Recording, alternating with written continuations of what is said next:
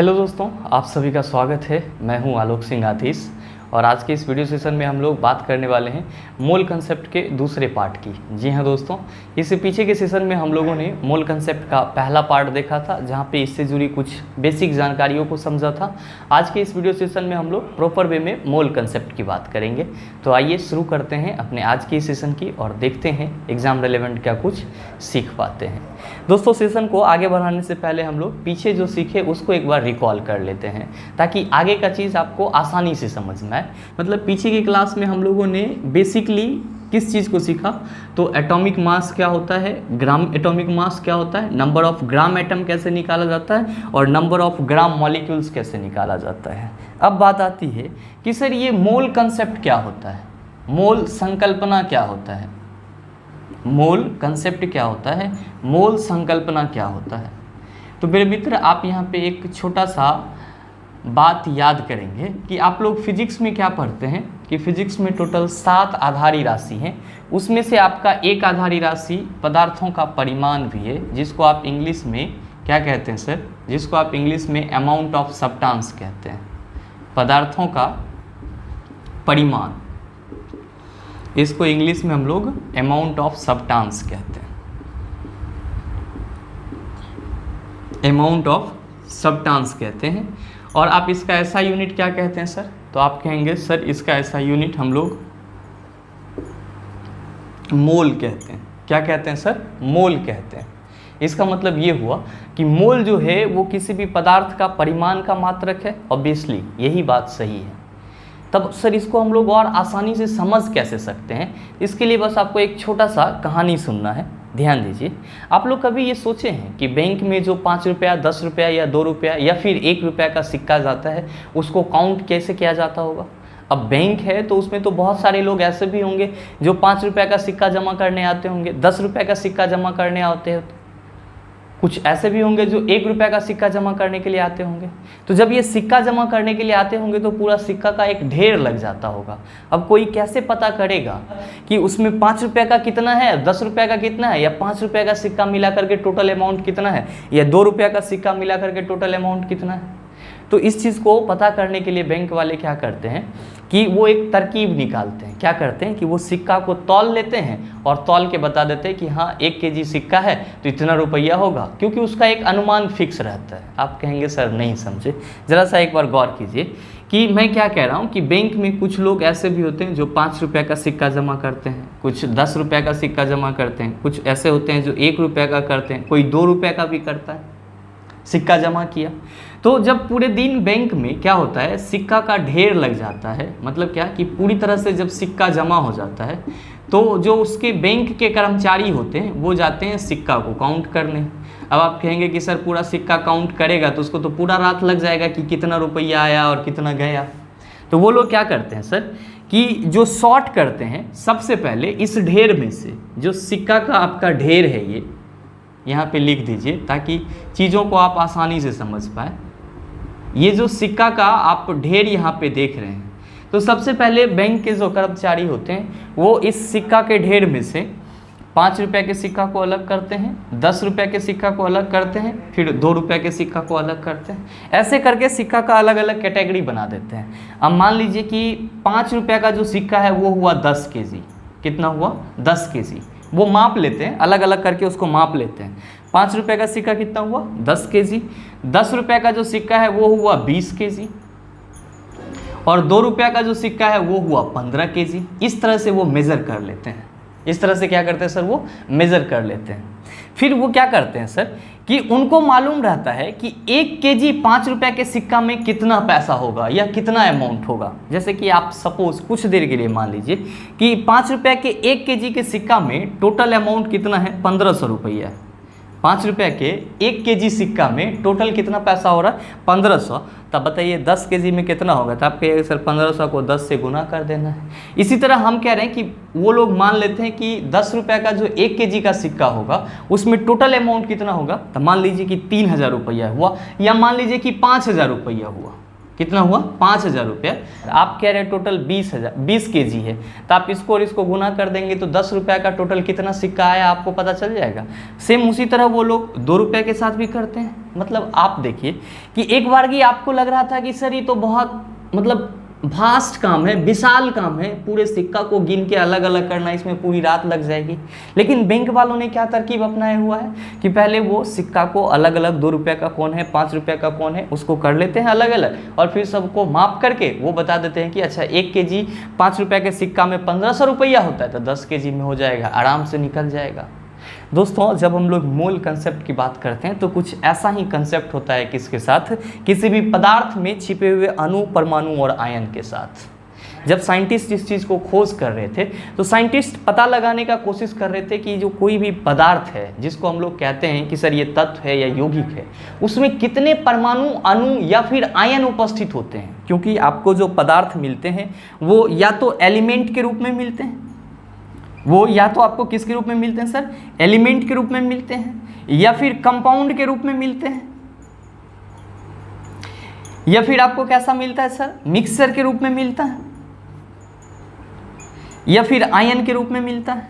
तो हम लोग जनरली मिक्सचर को काउंट नहीं करते हैं सर, क्योंकि जब केमिस्ट्री पढ़ रहे होते हैं तो हम लोग हमेशा केमिकल क्लासिफिकेशन की ही बात करते हैं। तो जनरली हम लोग कहते हैं कि किसी भी एलिमेंट, कंपाउंड और आयन में, किसी भी एलिमेंट, कंपाउंड और आयन में जितना अणु, परमाणु और आयन की संख्या होती है वही उसकी मोल की संख्या को भी क्या करता है सर, व्यक्त करता है। ध्यान दीजिएगा कि ये जो मोल है इसका लैटिन में मतलब क्या होता है, इस मोल का लैटिन में मीनिंग होता है सर हीप। लैटिन में मीनिंग क्या होता है सर, हीप, और हीप का मतलब होता है ढेर। मोल का मतलब क्या होता है सर लैटिन में, हीप, और हीप का मतलब क्या होता है, ढेर। मतलब किसका ढेर, तो अणु, परमाणु और आयन का ढेर। किसका ढेर सर, अणु, परमाणु और आयन का ढेर। आपसे ये पूछा जाता है आपके एग्जाम में, आपसे क्या पूछा जाता है सर आपके एग्जाम में कि किसी तत्व के 1 मोल में कितने परमाणु होंगे, इस तरह का आपके एग्जाम में क्वेश्चन पूछा जाता है। सो आप यहाँ पे क्या कह रहे हैं कि सर मोल जो है वो पदार्थों का परिमाण है। तो एक चीज़ तो पहले से ही क्लियर है, एक चीज़ तो पहले से ही क्लियर है कि किसी पदार्थ का जो मैग्नीट्यूड होगा उसका यूनिट क्या होगा, मोल होगा। और हम लोग मोल के बारे में क्या कहते हैं कि सर मोल जो होता है ना उसका मतलब होता है ढेर। मोल का मतलब क्या होता है, ढेर। और ये जो है किसी पदार्थ में छुपे हुए या किसी पदार्थ में उपस्थित परमाणु, अणु और आयन को क्या करता है सर, बताता है। या आप ये भी कह सकते हैं कि सर 1 मोल जो होता है वो किसी पदार्थ के परमाणु, अणु और आयन के एक निश्चित संख्या को व्यक्त करता है। क्या करता है सर, एक निश्चित संख्या को व्यक्त करता है। जिस तरह आपने देखा कि बैंक के कर्मचारी 1 केजी के 5 रुपये के सिक्का का क्या मूल्य लगा रहे थे, 1500। तो ठीक उसी तरह जो हम लोग कहते हैं कि सर 1 मोल सोडियम में 6.022 इंटू 10⁻23 परमाणु होंगे, तो ये किसके बारे में बात किया जा रहा है कि 1 मोल सोडियम में, 1 मोल सोडियम में टोटल नंबर ऑफ एटम कितने हैं, तो सर 6.022 इंटू 10⁻23। जिस तरह बैंक के कर्मचारी फिक्स करके रखते हैं कि 5 रुपया का जो 1 केजी का सिक्का होगा उसका वैल्यू 1500 रुपया होगा, ठीक उसी तरह साइंटिस्ट ने ये फिक्स किया कि किसी भी पदार्थ का जो 1 मोल होगा उसमें टोटल अणु, परमाणु या आयन कितने होंगे, तो 6.022 इंटू 10⁻23 होंगे।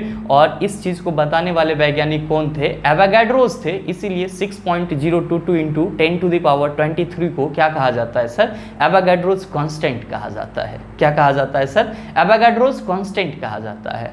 आप में से बहुत सारे मित्र कहेंगे कि सर आप इतना तेजी में बोल दिए हम कुछ नहीं समझ पाए, तो कोई दिक्कत नहीं है, हम लोग फिर इसको इरेज करते हैं और फिर मोल का जो पूरा डेफिनेशन है और उसका क्या इंपॉर्टेंस है उन सारी चीज़ों को लिख करके समझ लेते हैं ताकि आपको कोई दिक्कत ना हो।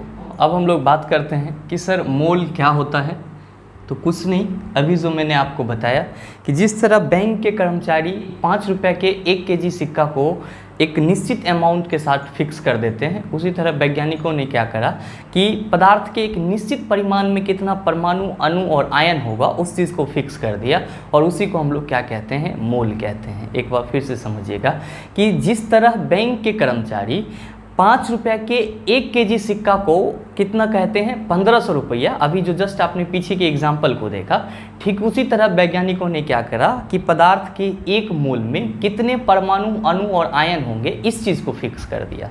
इस चीज़ को क्या कर दिया सर, फिक्स कर दिया, और उसी का नाम क्या दे दिया गया, मोल दे दिया गया। और मैंने यही बात यहाँ पे डेफिनेशन में भी लिखा है कि किसी पदार्थ के परमाणु, अणु अथवा आयन की निश्चित संख्या को व्यक्त करता है कौन सर, मोल। आपसे अगर कोई भी पूछे कि what did you mean by mole, आप मोल से क्या समझते हो, तो आप सिंपल वे में कह सकते हैं कि सर मोल जो है वो क्या करता है, किसी पदार्थ के परमाणु, अणु अथवा आयन की निश्चित संख्या को व्यक्त करता है। That's are the main point. ये जो निश्चित संख्या आप यहाँ पे देख रहे हैं ना सर, यही इसका मेन पॉइंट है और कुछ नहीं।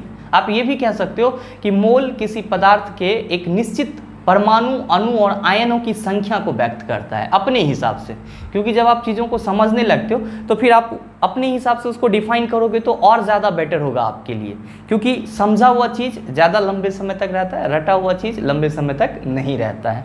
तो उम्मीद करते हैं कि आप मोल को समझ गए होंगे कि सर मोल क्या होता है। तो किसी भी पदार्थ के जो कुल अणु, परमाणु और आयन की संख्या होती है उसी को हम लोग क्या कहते हैं, मोल कहते हैं। और किसी पदार्थ में कुल अणु, परमाणु और आयन की जो एक निश्चित संख्या होगी वो कितना होगी, तो सर 6.022 इंटू 10⁻23। यहाँ पे मैंने निश्चित संख्या के जस्ट नीचे एरो लगा करके लिख दिया है कि किसी भी पदार्थ में कुल अणु, परमाणु और आयन की जो निश्चित संख्या होगी वो कितना होगी, तो सर 6.022 इंटू 10⁻23। और ध्यान में रखिएगा कि इसी नंबर को 6.022 इंटू 10⁻23, इसी नंबर को हम लोग किसके नाम से जानते हैं, एवोगाड्रोस नंबर के नाम से जानते हैं, या एवोगाड्रो नियतांक के नाम से जानते हैं। किसके नाम से सर, एवोगाड्रोस नंबर, एवोगाड्रोस संख्या, या फिर एवोगाड्रोस कांस्टेंट के नाम से जानते हैं। और ध्यान में रखेंगे कभी कभी आपके एग्जाम में पूछा जाता है एवोगाड्रोस नंबर को निम्नलिखित में से किस चीज से रिप्रेजेंट किया जाता है, तो एवोगाड्रोस नंबर को n से रिप्रेजेंट किया जाता है। किससे रिप्रेजेंट किया जाता है सर, n से। या कभी कभी आपके एग्जाम में ये भी पूछ दिया जाता है कि निम्नलिखित में से एवोगाड्रोस कांस्टेंट है, तो ये वैल्यू आपका एवोगाड्रोस कांस्टेंट है। एवोगाड्रोस को हम लोग रिप्रेजेंट किससे करते हैं, तो सर n से करते हैं। किससे करते हैं सर, n से करते हैं। अब यहाँ पे आपके एग्जाम में कभी कभी आपको मोल की संख्या निकालने के लिए भी पूछ दिया जाता है, तो कुछ नहीं, बस आपको एक फार्मूला याद रखना है, ये वाला फार्मूला कि मोल की संख्या, number of mole equal to क्या लिखा है मैंने, तत्व का ग्राम में भार, दिया गया तत्व का ग्राम में भार। जिस तत्व के बारे में आपसे पूछा जाएगा उसके भार को हम लोग कहाँ पे रखेंगे, ऊपर में रखेंगे। और तत्व का परमाणु भार, यहाँ पे देखिए मैंने ग्राम में लिख दिया है। तो आपसे कभी भी ये पूछे कि मोल की संख्या क्या होगी आपके एग्जाम में, तो वहाँ पे आपको तत्व का दिया गया ग्राम दिया हुआ रहेगा। जैसे आपके एग्जाम में अगर ये पूछ दे कि 46 ग्राम सोडियम में कितने मोल होंगे, तो आप कहेंगे सर दिया गया तत्व का ग्राम कितना है 46, और सोडियम का परमाणु भार कितना होता है, तो सर 23। हमने क्या लिखा यहाँ पे कि तत्व का परमाणु भार ग्राम में, तो परमाणु भार के पीछे आप ग्राम लगा देंगे तो उसका परमाणु भार किस में आ गया, ग्राम में। तो आप कहेंगे सर 46/23 हो जाएगा। मतलब क्या कि 46 ग्राम सोडियम में मोलों की संख्या कितनी होगी, 2 होगी। तो मेरे मित्र ये फॉर्मूला भी आपके लिए बहुत ही इंपॉर्टेंट है, आप इसको भी ध्यान में रखिएगा कि मोल की संख्या निकालने के लिए हमारे पास फॉर्मूला क्या होता है, तो तत्व का भार ग्राम में, दिया गया तत्व का भार, यहाँ पे आप लिख ही लीजिए दिया गया, नहीं तो कंफ्यूज करते रहिएगा। क्या लिखेंगे कि दिया गया तत्व का भार ग्राम में बटा तत्व का परमाणु भार ग्राम में। बस यही आपका मोल निकालने का फॉर्मूला होता है, मोल की संख्या को निकालने का फॉर्मूला होता है। ध्यान में रखिएगा कि मोल का अपना एक सिग्निफिकेंस भी होता है जिसको हम लोग मोल का महत्व कहते हैं। जैसे आपसे कोई ये पूछ दे कि what are the importance of mole, mole का इम्पोर्टेंस क्या होता है, तो फट से आप जवाब देंगे कि पदार्थ के 6.022 इंटू 10⁻23 कण को निरूपित करता है। कौन निरूपित करता है, मोल निरूपित करता है। जहाँ भी आपको मोल लिखा हुआ मिलेगा, जहाँ भी क्या लिखा हुआ मिलेगा सर, मोल लिखा हुआ मिलेगा, तो वो मोल किस चीज़ को रिप्रेजेंट कर रहा है, तो पदार्थ के 6.022 इंटू 10⁻23 कण को क्या कर रहा है, निरूपित कर रहा है। तो जो सबसे पहला इंपॉर्टेंस है मोल का वो ये है कि ये पदार्थ के इतना कण को क्या करता है, हमेशा रिप्रेजेंट करता है, निरूपित करता है। मेरे मित्र ध्यान में रखिएगा कि एक मोल तत्व में कितने परमाणु होंगे, तो 6.022 इंटू 10⁻23। तो आप इस चीज़ को भी ध्यान में रखेंगे कि एक मोल तत्व में कितने परमाणु होते हैं, तो 6.022 इंटू 10⁻23 परमाणु होते हैं। और आपको ध्यान में ये भी रखना है कि पदार्थ का एक मोल 1 ग्राम फार्मूला मास को रिप्रेजेंट करता है। ध्यान में रखिएगा, कभी कभी आपके एग्जाम में इससे क्वेश्चन पूछा जाता है कि निम्नलिखित में से पदार्थ का 1 मोल किसको रिप्रेजेंट करता है, तो 1 ग्राम फार्मूला मास को रिप्रेजेंट करता है। आप में से बहुत सारे कहेंगे कि फार्मूला मास तो हमको नहीं बताए हैं, आप बताए हैं फार्मूला मास। फार्मूला मास जिस तरह हम लोग मॉलिक्यूलर वेट निकालते हैं किसी भी यौगिक का, ठीक उसी तरह हम लोग फार्मूला मास भी निकालते हैं, but they have a difference. इसके बीच में डिफरेंस होता है, वो ये डिफरेंस होता है कि हम लोग कहते हैं कि फार्मूला यूनिट मास जो है वो सिर्फ और सिर्फ आयनिक कंपाउंड का निकलता है, जबकि मॉलिक्यूलर मास जो है वो हर एक कंपाउंड का निकलता है। याद कीजिए, ऐसा मैंने आपको पीछे के चैप्टर में या पीछे के किसी टॉपिक में बताया है। तो आप मोल के सिग्निफिकेंस में एक पॉइंट इसको भी लिख सकते हैं या इसको भी ध्यान में रख सकते हैं, क्या कि पदार्थ का 1 मोल 1 ग्राम फार्मूला मास को क्या करता है सर, रिप्रेजेंट करता है। पदार्थ का 1 मोल किसको रिप्रेजेंट करता है सर, तो 1 ग्राम फार्मूला मास को रिप्रेजेंट करता है। इस चीज़ को आप ध्यान में रखिएगा मेरे मित्र। ध्यान में आप ये भी रखिएगा कि एसटीपी पे इस एसटीपी को हम लोग क्या बोलते हैं sir, standard temperature and pressure. Standard temperature and pressure. तो एसटीपी पे 1 मोल गैस का आयतन कितना होता है सर, ये भी आपके एग्जाम में पूछा जाता है। 1 मोल गैस का आयतन कितना होगा, तो आप क्या कहेंगे सर कि एसटीपी पे 1 मोल गैस का आयतन सर 22.4 लीटर होता है। कितना होता है सर, 22.4 लीटर। आप में से बहुत सारा कहेंगे कि सर ये एसटीपी में हम लोग कितना टेम्परेचर को कहेंगे कि ये स्टैंडर्ड टेम्परेचर है, तो मेरे भाई 0 डिग्री सेल्सियस या 273 केल्विन को हम लोग क्या कहते हैं सर, ये स्टैंडर्ड टेम्परेचर है या मानक ताप हम लोग बोलते हैं। आप में से बहुत सारे लोग कहेंगे कि सर मानक दाब क्या होगा, तो भाई याद रखना 76 सेंटीमीटर ऑफ मरकरी जो होता है वो मानक दाब माना जाता है। 76 सेंटीमीटर ऑफ मरकरी पारा। तो आप ये कह सकते हैं सर क्या कि 273 केल्विन और 76 सेंटीमीटर ऑफ मरकरी, मतलब ताप आपका 273 केल्विन हो और दाब 76 सेंटीमीटर ऑफ मरकरी हो, पारे का 76 सेंटीमीटर हो, तो उस स्थिति में 1 मोल गैस का आयतन कितना होगा, 22.4 लीटर होगा। आपके एग्जाम में कई बार ये चीज़ पूछा जाता है ऐसे ही कि 1 मोल गैस का आयतन एसटीपी पर कितना होता है, आप कहेंगे सर 22.4 लीटर होता है। तो मेरे मित्र उम्मीद करते हैं कि आप मोल की संख्या कैसे निकालेंगे, मोल का महत्व क्या है और एसटीपी पे 1 मोल गैस का आयतन क्या होता है, इसको आप भली भांति समझ पा रहे होंगे। अब आप सबों के मन में ये सवाल उठ रहा होगा कि सर आपने तो बस एक ही ये फार्मूला बताया कि इससे आपके एग्जाम में क्वेश्चन पूछे जाते हैं, लेकिन हमारे एग्जाम में तो बड़ा लपटा करके क्वेश्चन पूछा जाता है। तो कोई दिक्कत नहीं है, अब आप अपनी कॉपी में स्टार मार्क दे करके लिखेंगे प्रॉब्लम बेस्ड कॉन्सेप्ट। क्या लिखेंगे, problem based concept. Problem based concept, क्योंकि आपके एग्जाम में जो क्वेश्चन पूछे जाते हैं वो या तो परमाणु से संबंधित पूछे जाते हैं, परमाणु के मोल से संबंधित क्वेश्चन पूछे जाते हैं, या फिर मॉलिक्यूल्स अणु के मोल से संबंधित क्वेश्चन पूछे जाते हैं।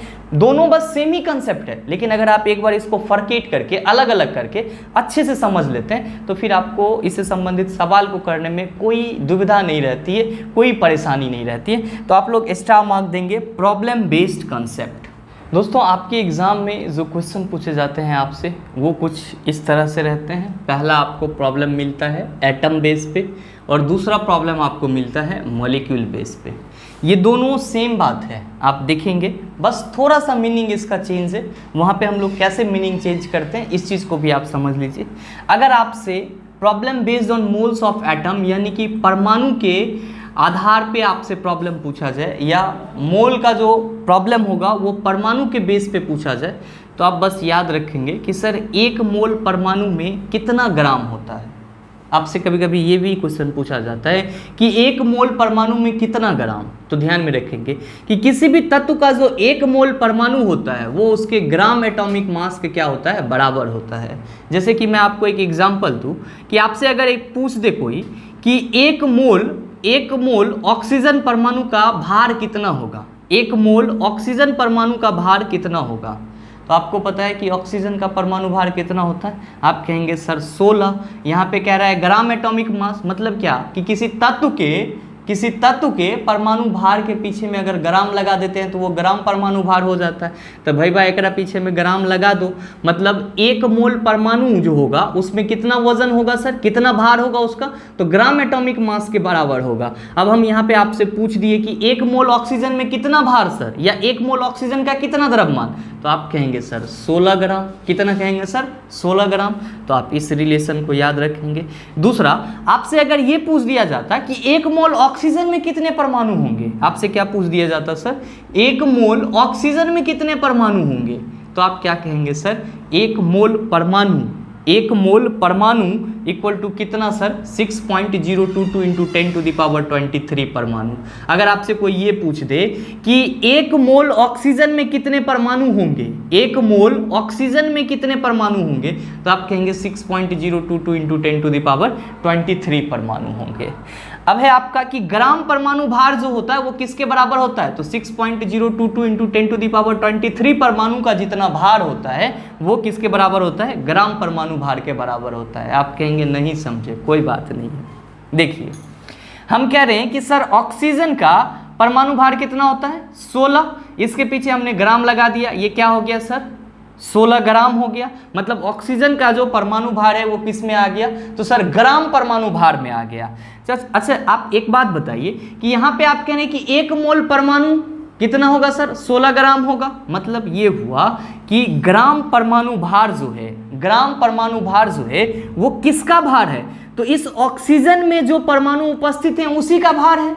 तो 1 मोल ऑक्सीजन में कितना परमाणु, तो आप कहते हैं 6.022 इंटू 10⁻23 परमाणु। इसका मतलब ये हुआ कि ऑक्सीजन के 6.022 इंटू 10⁻23 परमाणु का भार कितना है, 16 ग्राम है। कितना है सर, 16 ग्राम। इसी चीज को मैंने यहाँ पे शॉर्ट फॉर्म करके क्या लिख दिया, ग्राम परमाणु भार इक्वल टू 6.022 इंटू 10⁻23 परमाणु। उम्मीद करते हैं कि आप इस चीज को समझ पाए होंगे। अब देखिए सेम चीज यहाँ पे भी मैंने लिखा है, बस आप एग्जाम्पल के सहारे इसको भी समझने का कोशिश कर लीजिए। यहाँ पे मैंने लिखा 1 मोल अणु तो ग्राम अणुभार के बराबर होगा। जैसे कि मैं आपको पीछे का एक एग्जाम्पल रिकॉल करूं, ऐसे H2SO4 का आणविक भार आप सबों को याद रहता है। अगर ना याद रहता है तो एक से छोटा ले लीजिए, अच्छा याद ना रहता है तो याद कर लीजिएगा 98 AMU होता है। अगर इतना बड़का का ना याद रहेगा तो CO2 का 44 ग्राम होता है, इतना तो आप सभी समझ रहे होंगे। तो हम यहाँ पे क्या कह रहे हैं सर कि 1 मोल CO2 में कितना अनुभार होगा इसका, या 1 मोल CO2 कितना ग्राम होगा। तो अभी आपको मैंने क्या बताया सर, 1 मोल आपसे क्या पूछा जा रहा है, 1 मोल CO2 का भार कितना होगा। आप यहाँ पे क्या सीखें कि 1 मोल ऑक्सीजन का भार हमसे पूछा, तो ऑक्सीजन का जितना भार था उसके पीछे ग्राम लगा दिए, तो 1 मोल ऑक्सीजन में उतना ही ग्राम परमाणु भार आ गया। हमसे पूछा जा रहा है कि 1 मोल CO2 में कितना ग्राम अनुभार होगा, तो आप क्या कहेंगे, और कार्बन डाइऑक्साइड का जितना अनुभार है उसके पीछे ग्राम लगा देंगे, उतना ही ग्राम अनुभार हो जाएगा। मतलब क्या कि कार्बन का अनुभार होता है 44, तो हम 1 मोल CO2 में कितना लिख सकते हैं सर, 44 ग्राम लिख सकते हैं। कितना लिख सकते हैं सर, 44। अगर H2SO4 पूछ देता तो 98 ग्राम लिखते हैं हम लोग कि 1 मोल H2SO4 में कितना ग्राम होगा, या 1 मोल H2SO4 कितना ग्राम होगा सर, 98 ग्राम होगा। 1 मोल CO2 कितना ग्राम होगा सर, 44 ग्राम होगा। तो ध्यान में रखिएगा कि जब भी आपसे किसी कंपाउंड का पूछा जाएगा, किसी यौगिक का पूछा जाएगा, तो फट से हम उस यौगिक का क्या करेंगे सर, अनुभार निकाल लेंगे, और अनुभार निकालने मॉलिक्यूलर वेट निकालने आप लोगों को मैंने अच्छे से सिखाया है। तो ध्यान में रखिएगा कि 1 मोल अणु इक्वल टू ग्राम अनुभार, यानी कि 1 मोल CO2 का कितना भार होगा सर, तो 44 ग्राम। 1 मोल अणु में कितना अणु होगा, अगर आपसे ये बोल दे कि 1 मोल CO2 में टोटल कितने अणु होंगे, टोटल कितने मॉलिक्यूल्स होंगे, तो आप कहेंगे सर 6.022 इंटू 10⁻23 मॉलिक्यूल्स होंगे। ध्यान दीजिए, आपसे अगर ये पूछ दिया जाए कि 1 मोल H2SO4 में टोटल अणु कितने होंगे, तो आप क्या कहेंगे 6.022 इंटू 10⁻23। देखिए बतबा सेम है, लेकिन हम यहाँ पे परमाणु के जगह अणु की बात कर रहे हैं, और यहाँ पे हम किसकी बात कर रहे थे, परमाणु की बात कर रहे थे। बस यही अंतर आपको समझना है। नेक्स्ट है आपका ग्राम अनुभार इक्वल टू 6.022 इंटू 10⁻23 अणु। मेरे भाई आप ये बताओ कि आप कहते हो कि सर 1 मोल CO2 में 1 मोल CO2 में कितना अणु होगा? तो 6.022 इंटू 10⁻23 अणु होगा। 1 मोल CO2 में कितना अणु सर? 6.022 इंटू 10⁻23 अणु। आप यहाँ पे कह रहे हैं ग्राम अनुभार इक्वल टू 6.022 इंटू 10⁻23 अणु। इसका मतलब क्या हुआ कि ग्राम अनुभार CO2 का कितना है? तो 44 ग्राम। ग्राम अनुभार CO2 का कितना है सर? 44 ग्राम। तो 44 ग्राम कार्बन डाइऑक्साइड में कितने अणु होंगे? तो 6.022 इंटू 10⁻23। 44 ग्राम कार्बन डाइऑक्साइड में कितने अणु होंगे? तो आप क्या कहेंगे? 6.022 इंटू 10⁻23। मेरे मित्र, उम्मीद करते हैं कि यहाँ तक के आप सारे चीज़ों को आसानी से समझ पाए होंगे। अगर आपने अभी तक इसको नहीं लिखा है तो वीडियो को पॉज करके आप लिख सकते हैं। मिलते हैं फिर अगले वीडियो सेशन में, तब तक के लिए best of luck. Thank you, have a nice day.